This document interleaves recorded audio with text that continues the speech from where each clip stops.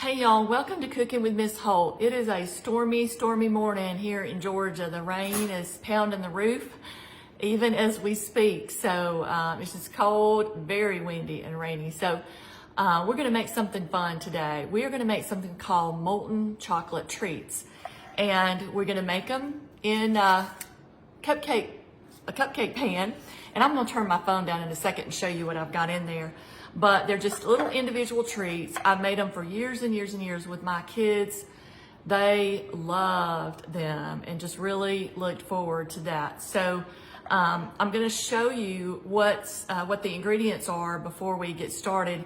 And I will say, I wanna throw this in. Somebody asked me in the comments the other day if this kitchen behind me is my real kitchen or if it's a studio kitchen, if I'm in some sort of TV studio or something. No, this is my real kitchen. This is it.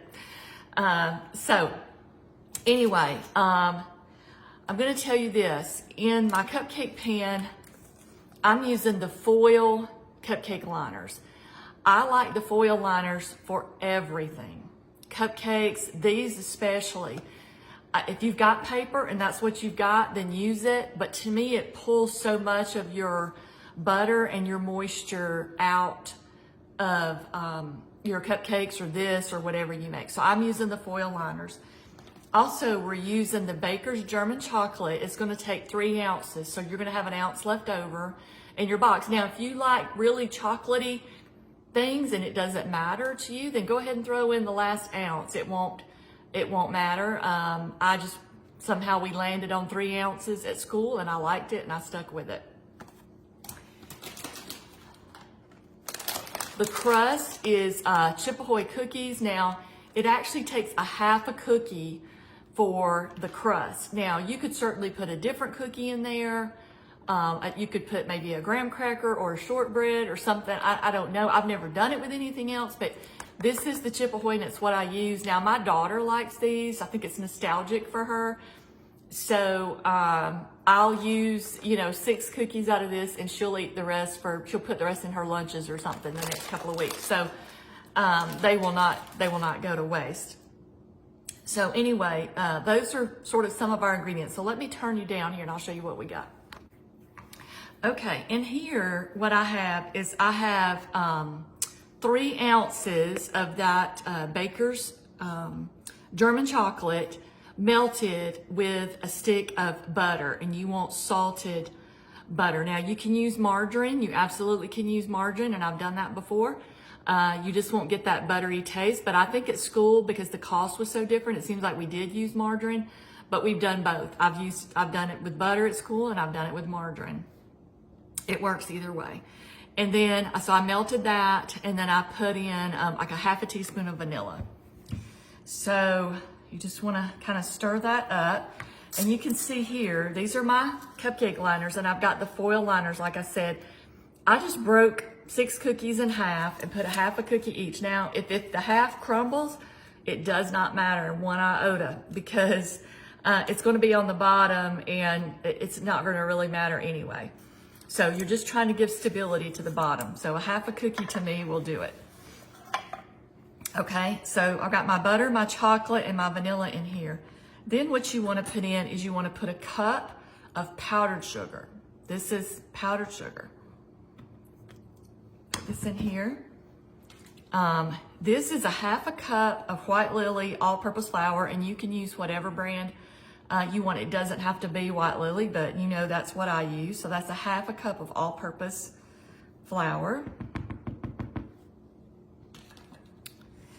And then this is important. This is 2 whole eggs and 2 egg yolks. So 2 whole eggs and 2 egg yolks. So we're going to put that in there.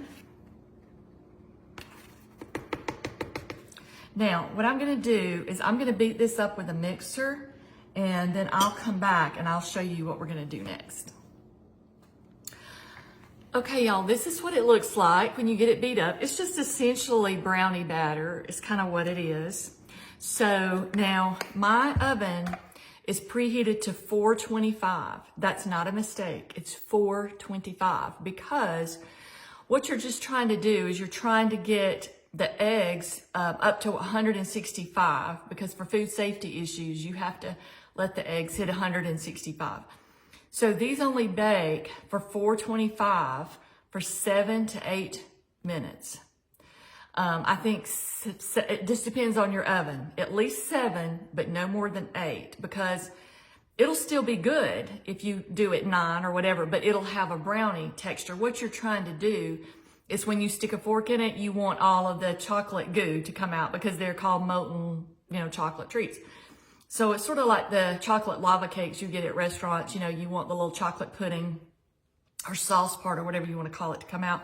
Also, I forgot to say, I put a pinch of salt in there. Even though I use salted butter, I did put a pinch of salt because we got a lot of eggs and we've got all-purpose flour, all of which really need salt. Now, let me show you how I'm going to put these in here. I use scoops for everything. Now, I ordered these from Pampered Chef. I don't sell Pampered Chef, nor do I have a close friend who sells Pampered Chef that I know of. But I do love these scoops, and I will just say this, wherever you get them from, this is sort of my thing, get stainless steel. I never buy plastic cookie scoops because they're not going to last, and to me, you're just wasting your money. So, and I have the small, the medium, and the large. I'm going to try the medium for this, but this is just kind of makes it less messy.